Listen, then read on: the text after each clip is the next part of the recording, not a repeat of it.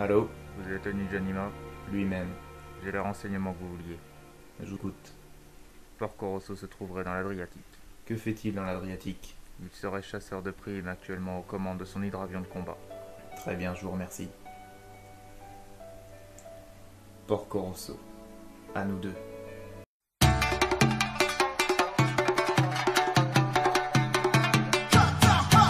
Salut tout le monde, aujourd'hui je vous emmène dans l'Adriatique des années 20, Porco Rosso, du titre japonais Kurenai no Buta.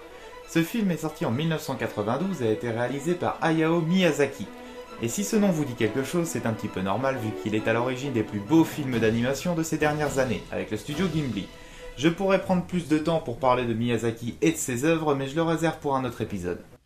Et c'est pas un vieux sage comme moi que tu vas apprendre à faire la grimace tout de même.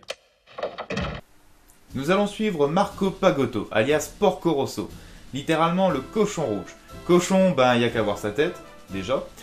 Et enfin rouge pour la couleur de son hydravion de combat unique. C'est un ancien militaire reconverti en chasseur de primes. Porco est l'exemple type du chasseur de primes solitaire. Ayant élu domicile sur une île déserte avec un simple téléphone comme lien avec le monde, il est grincheux, ne plaisante jamais et suit sa conviction principale. Parce que Porco veut pas tuer, il dit toujours « Je suis chasseur de primes, pas pilote de guerre ». Porco. Il est accompagné de plusieurs personnages dans ses aventures, et mésaventures. En premier lieu, Gina, chanteuse et propriétaire de l'hôtel Adriano, également amie d'enfance de Porco. Ensuite, son mécano attitré, Piccolo, et sa petite fille Fio qui est, T'es pas mignonne, ma petite fille? Ah oui. Attention, elle pas touche. Bien qu'elle soit jeune, c'est une conceptrice d'avions hors pair. Mais un héros n'est rien sans ennemis.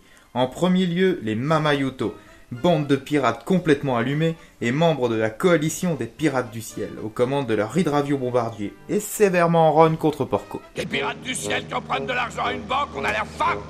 Mais on n'avait pas le choix, boss. Les réparations nous ont coûté la peau des fesses. Et voilà la flotte de la coalition!